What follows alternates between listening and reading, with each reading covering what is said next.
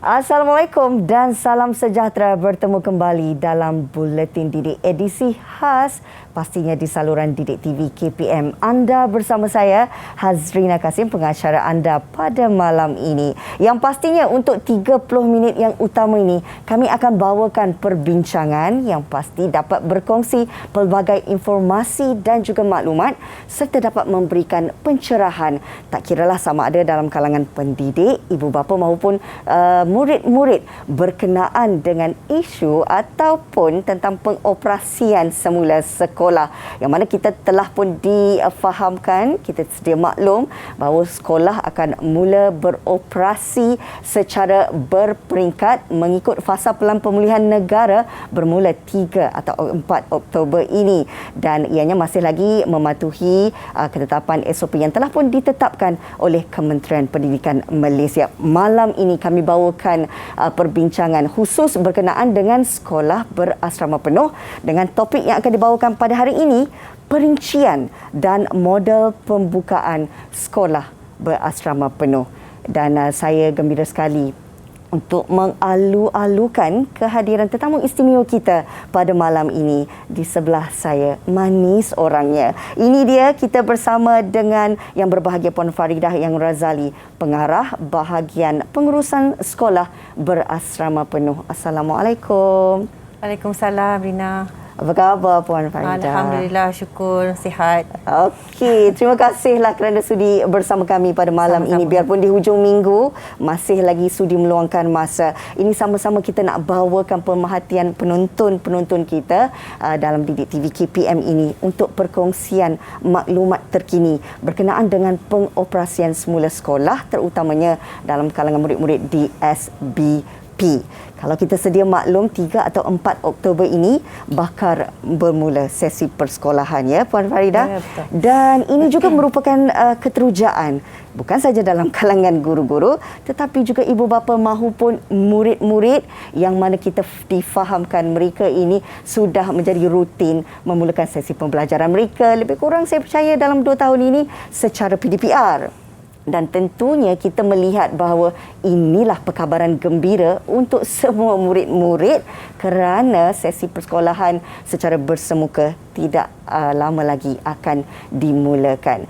Malam ini kita nak mengetahui daripada pihak Kementerian Pendidikan Malaysia sendiri, sudah tentu ada banyak perencanaan dan juga banyak gerak langkah yang sudah pun diatur demi memastikan pengoperasian semula sekolah di peringkat sekolah berasrama penuh ini dapat dijalankan sebaik mungkin. Kita nak tahu jugalah Puan Faridah, bagaimana sebenarnya KPM atau Kementerian Pendidikan Malaysia sendiri merancang dan meneliti kaedah terbaik bagi pengoperasian semula SBP pada 3 atau 4 Oktober nanti.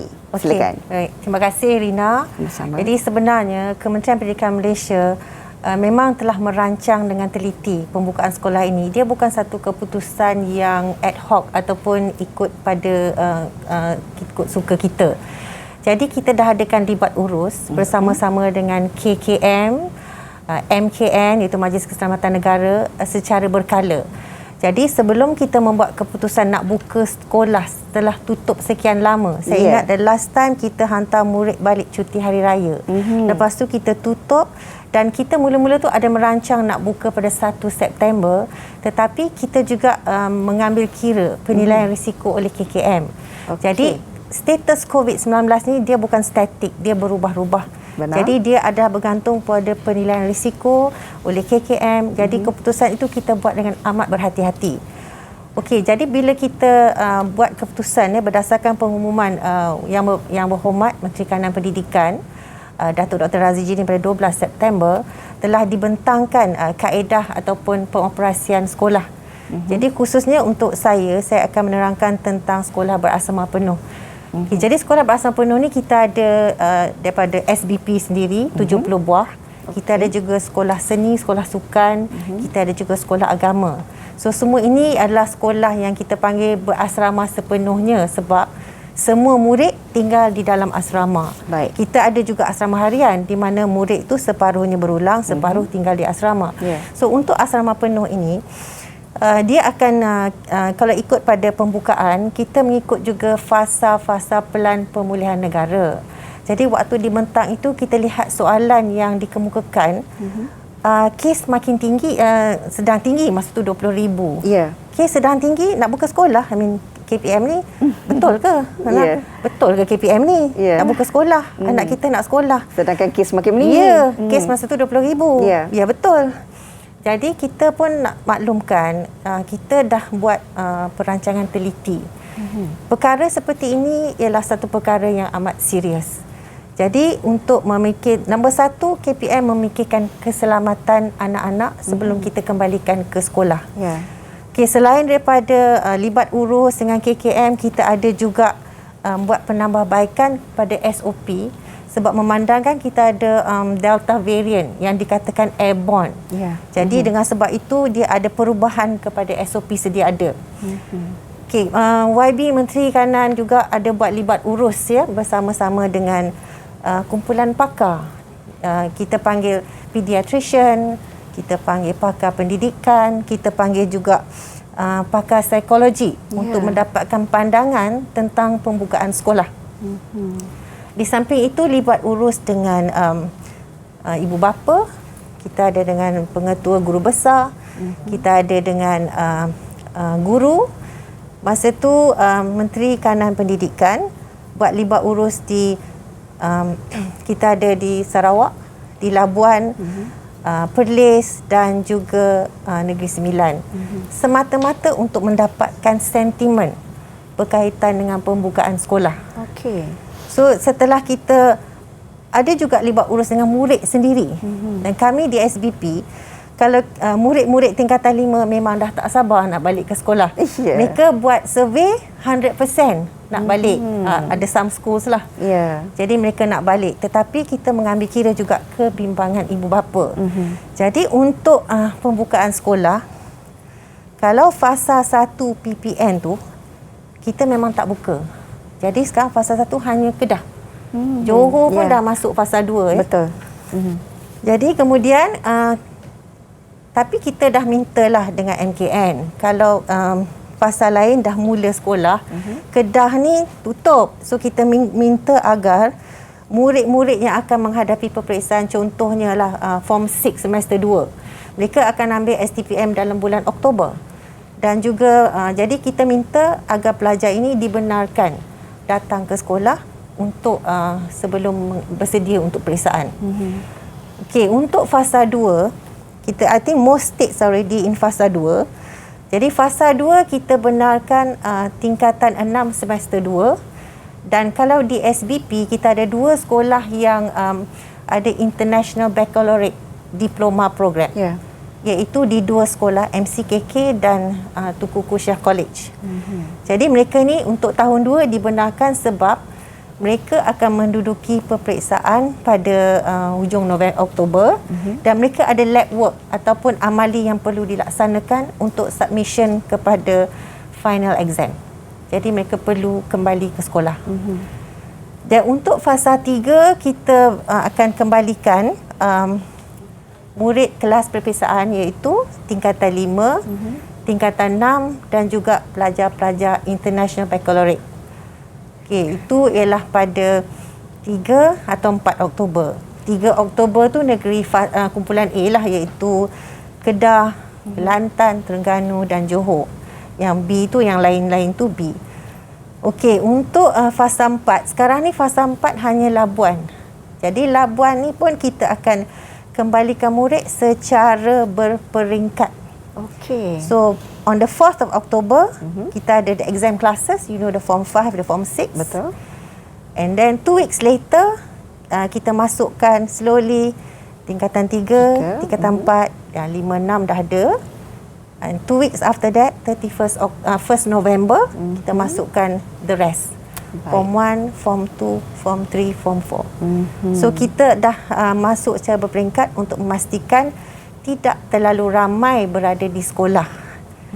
Dan kalau ikutkan, Labuan sahaja yang berada dalam fasa 4 dan sekarang ni dah Negeri Sembilan. 24 September diumumkan Negeri Sembilan dah masuk ke fasa 4.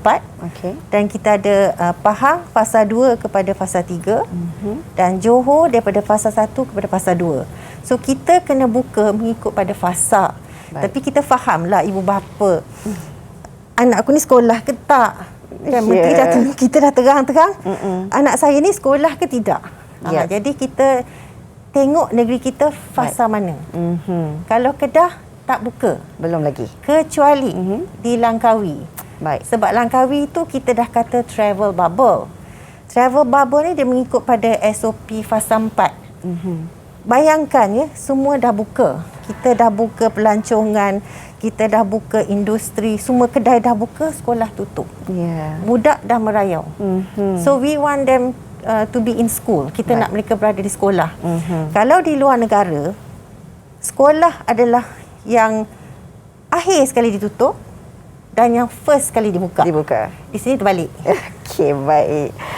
Saya percaya banyak sebenarnya perkara yang telah pun ditimbang tara oleh Kementerian Pendidikan Malaysia sendiri sebelum memastikan sekolah ini benar-benar dapat dibuka. Tertarik dengan apa yang disentuh oleh Puan Faridah sebentar tadi mengenai tentang kebimbangan dan kegusaran dalam kalangan ibu bapa. Itu soalan yang saya akan ajukan selepas kita kembali beristirahat. Boleh ya, Puan? Baik, kita akan kembali semula di Buletin Didik edisi khas sebentar sahaja lagi.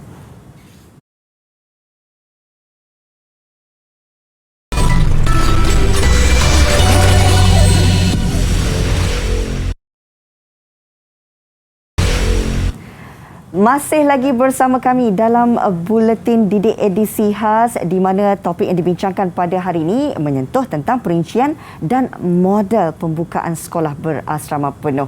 Baik, terus Puan, kita nak ajukan soalan yang kedua. Ini berkaitan dengan kegusaran dan kebimbangan dalam kalangan ibu bapa. Dalam keterujaan mereka nak menghantar anak-anak kembali semula ke asrama ini, pastinya terdetik di hati, adakah selamat, bagaimana pula keadaan anak-anak nanti apabila berada di asrama. Daripada pihak Kementerian Pendidikan Malaysia sendiri, apakah mungkin langkah-langkah yang telah diambil untuk memastikan ekosistem semua SBP dalam keadaan selamat apabila murid-murid kembali ke alam sekolah? Okey, ya, betul. Jadi pertama sekali, seperti yang Rina cakap, kita kena memastikan bahawa ekosistem sekolah itu adalah selamat. Kita ada 70 sekolah berasrama penuh. Jadi langkah pertama ialah kita bekerjasama dengan KKM dan MOSTI, iaitu ataupun CITF, Task Force yang untuk Immunisation COVID-19, untuk memberikan vaksin kepada guru seawal bulan Julai. So kita memastikan bahawa di asrama, sekolah berasrama penuh, 100% guru, AKP ataupun staff dan juga pekerja kontrak. Kita ada pekerja kontrak keselamatan, kebersihan, dewan makan, kantin. So semua ini kita pastikan telah mendapat dos vaksin yang lengkap.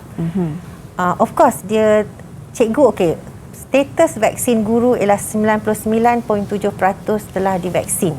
Balance itu yang tidak divaksin sebab sama ada mengandung, baru lepas bersalin, ataupun mereka ada masalah kesihatan di mana mereka mendapat nasihat pakar untuk tidak menerima vaksin. Sebab untuk kumpulan ini seperti yang mengambil ubat cair darah, vaksin ni dia boleh mendatangkan lebih keburukan daripada kebaikan. Jadi ada kumpulan tertentu mereka tidak boleh divaksin. Kita ada juga kumpulan yang tidak mahu divaksin atas alasan tidak yakin dengan vaksin, pilihan sendiri, hak masing-masing, ataupun nak tunggu dipaksa. Jadi nak tunggu arahan. So kita ada very small number lah. Dan untuk AKP pun dah 90%. Dan untuk pekerja kita dah syaratkan kepada kontraktor, hanya pekerja yang telah lengkap menerima dos vaksin boleh ditugaskan di asrama atau di sekolah. Kecuali kalau kebersihan, mereka akan melaksanakan tugas sewaktu pelajar tak ada. Jadi itu adalah satu cara untuk memastikan bahawa ekosistem itu lengkap. Sebab masa itu kita tidak ada lagi cerita murid akan divaksin. So dengan cara ini kita memastikan ekosistem itu yang selamat. Everyone around them vaccinated. Okey, kemudian bila KKM dah announce murid 18 tahun boleh divaksin, so kita pelajar tingkatan 6 dan international baccalaureate kita boleh pun menerima vaksin. And then come the form 4 and the form 5. Jadi form 4 form 5 ni bermula daripada 20 September. Jadi kita amat menghargailah usaha ini, sebab ini adalah satu jalan untuk memastikan sekolah itu adalah dalam keadaan yang selamat ataupun kita katakan safe bubble. Jadi untuk sehingga hari ini kita ada seramai murid tingkatan 4 dan tingkatan 5 10,380 telah divaksin. Okey. Dan untuk pengetahuan Rina, KKM juga telah meluluskan vaksin Pfizer BioNTech 0.3 ml untuk murid mulai tingkatan 1 sampai tingkatan 5. So form 1, form 2, form 3 juga dah mula menerima vaksin. Dan sehingga ini kalau form 1, form 2, form 3 dah 1,200 murid SBP. Murid SBP ni total ialah 42,756.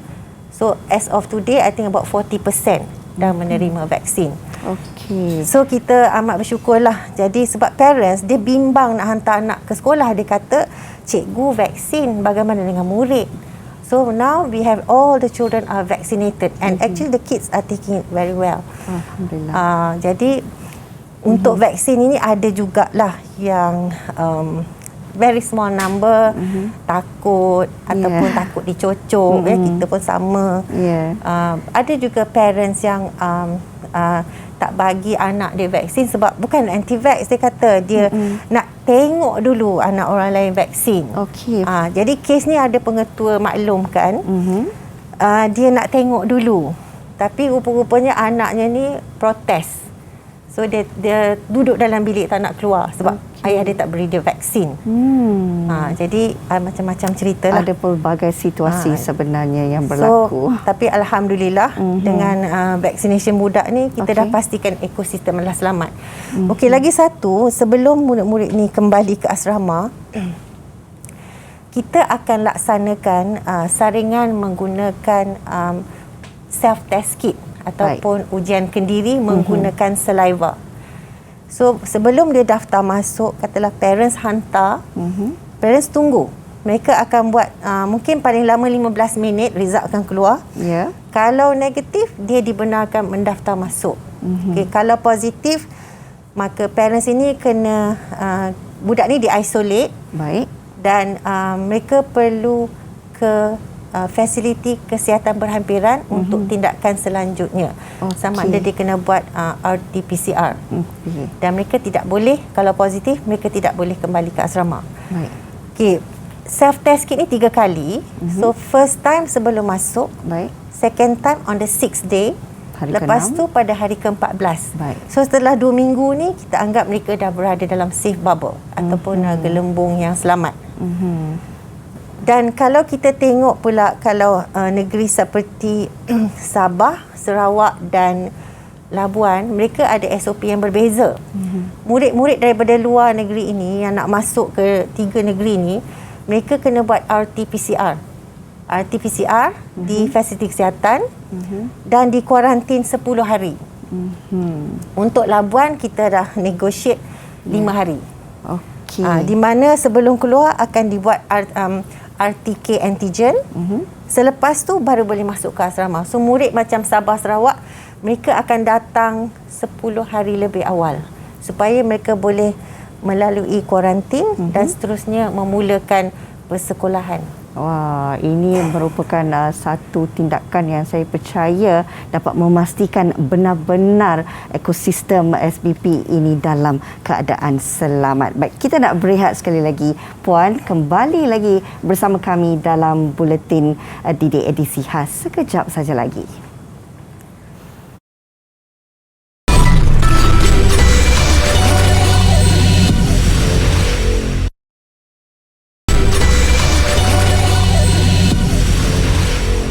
Terima kasih kerana masih lagi setia bersama kami dalam Buletin Didik edisi khas di saluran Didik TV KPM. Terus kita nak bawakan persoalan kepada Puan Faridah memandangkan dalam pengoperasian semula sekolah ini di mana juga telah pun ditetapkan tentang sistem penggiliran 50% daripada enrolment keseluruhan. Kita nak tahu juga adakah SBP terlibat dalam sistem penggiliran ini? Okey Rina, jadi memang telah diumumkan untuk sekolah harian ya, because enrolmentnya besar. Jadi untuk SBP ni enrolment tidak besar dan bilang satu kelas pun kecil.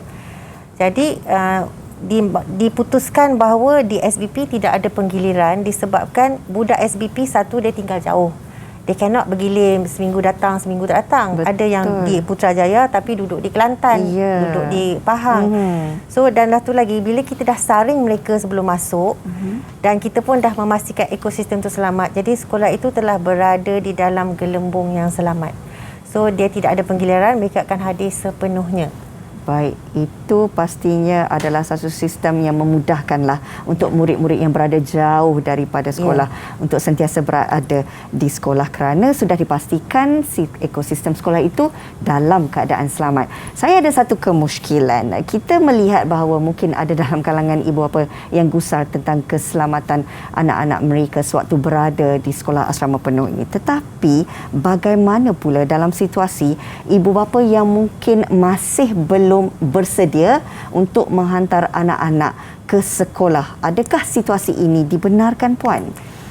Ya, kita memang ada situasi sebegini. Contohnya kita ada maklumat daripada parents yang mengatakan di rumah tu ada nenek yang terminally ill cancer yang stage 4. Jadi sangat berisiko tinggi. So dia tak nak anak dia tu di sekolah and then bring back the risk.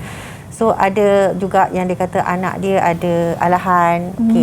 Jadi KPM telah memaklumkan bahawa sekiranya ibu bapa merasa tidak bersedia untuk menghantar anak ke sekolah, kita benarkan dan kita tidak akan anggap itu sebagai satu kesalahan disiplin. Kalau sebelum ni tak datang, kita ada amaran 1, amaran 2 dan kita tidak ada amaran dan tidak ada tindakan akan diambil. Cuma kita meminta pihak ibu bapa supaya memaklumkan kepada pihak sekolah berkaitan dengan keadaan ini. Jadi mereka boleh dibenarkan tidak hadir atas sebab tertentu. Dan sebenarnya pihak sekolah pun, tapi bukan semua SBP lah, pihak sekolah dia ada juga fasiliti di mana yang kita panggil hybrid. Cikgu mengajar dalam kelas, murid boleh ikuti daripada rumah secara online. So tapi dia perlu fasiliti tertentu seperti smart TV, dia perlu ada gadget-gadget tertentu lah. Dan ada SBP yang ada tapi bukan semua. Baik.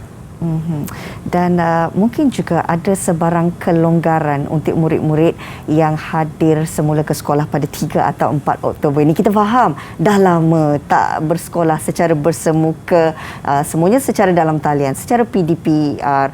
Mungkin juga dari segi pemakaian sekolah itu ada sedikit kelonggaran yang diberikan, Puan. Ya, sebab kita pun terima pertanyaan daripada parents. Dia kata kasut dah ketat sebab sekolah tutup lama, anak-anak ni membesar dengan cepat. Betul. Baju dah ketat. Ada seorang parent kata saya tempah 8 pasang baju untuk anak sebab dia tak sempat nak cuci. 8 pasang baju takkan nak tempah lagi. So kita dah maklumkan bahawa melalui sidang media Menteri Kanan Pendidikan, kita benarkan anak-anak ini datang sekolah dengan pakaian yang bukan pakaian sekolah. Contohnya, tapi mestilah sopan, sesuai dan kemas. Kita benarkan kasut sukan ke, asalkan dia kemas dan sopan. Jadi kita akan pesan kepada pengetua lah, kalau rambut tu panjang, bukanlah panjang. Jadi macam kita kata sempat nak pergi kedai, Betul. baju pun dah ketat. Jadi kita datang sekolah dengan pakaian yang kemas. Ya. Tapi dah dipesan juga, tapi janganlah pula jadikan macam fashion show pula ya. Masih lagi perlu mengikuti peraturan Ya, sekolah, betul. berpakaian kemas sesuai dengan situasi institusi pendidikannya. Baik, di akhir perbincangan ini pastinya kita inginkan serba sedikit pesanan daripada Puan Faridah untuk golongan ibu bapa di luar sana untuk memberi keyakinan kepada mereka menghantar anak-anak semula ke sekolah. Silakan. Ya, sebenarnya kita hendak membina keyakinan ibu bapa kepada kita. KPM berusaha dengan bersungguh-sungguhlah untuk memastikan sekolah ini selamat ya. Kita pastikan ekosistem dari segi vaksinasi guru, staf, pekerja, even murid sendiri. Kita ada SOP yang memerlukan pengudaraan, kita ada perubahan SOP ya. Dan kita memang ingin mengembalikan anak-anak ini ke sekolah. Sebab kalau terlalu lama mereka akan jauh daripada persekolahan. Ada yang dah bekerja. Dah bekerja, dia pun hati pun dah tak ada nak balik ke sekolah. Seronok bekerja. Dia dah bekerja, dia dah dapat duit. Ada juga yang dah selesa dengan keadaan di rumah. Dia boleh sambil PDP, boleh jalan sana, jalan main game. Ya. Dan, so kita tak nak mereka ni rasa jauh. So we feel that anak-anak ni perlu kembali kepada sekolah untuk kita melaksanakan PDP bersemuka. Terlalu lama PDPR pun keberkesanannya kita pun tahu dia tidak begitu 100%. So untuk ibu bapa, percayalah KPM melakukan yang terbaik untuk memastikan keselamatan anak-anak dan juga pendidikan mereka ini terjaga, terjamin. So kita minta kerjasamalah daripada ibu bapa untuk menyokong usaha-usaha KPM ini. Baiklah, dan pastinya ibu bapa yang sedang menonton ketika ini jangan risau, jangan bimbang. Sudah tentunya ekosistem murid-murid yang berada di sekolah berasrama penuh ini dapat dijamin keselamatannya. Apapun, saya ingin mengucapkan ribuan terima kasih kepada yang berbahagia Puan Faridah Yang Razali, pengarah bahagian pengurusan sekolah berasrama penuh, memberikan pencerahan kepada kita berkenaan dengan perincian dan model pembukaan sekolah untuk sekolah berasrama penuh. Terima kasih sekali lagi Puan. Sama-sama. Mudah-mudahan ada rezeki, kita jumpa lagi ya. InsyaAllah. Okey, itu saja yang kami ingin bawakan dalam Buletin Didik edisi khas pada malam ini. Jumpa lagi, saya Hazrina Kasim. Assalamualaikum.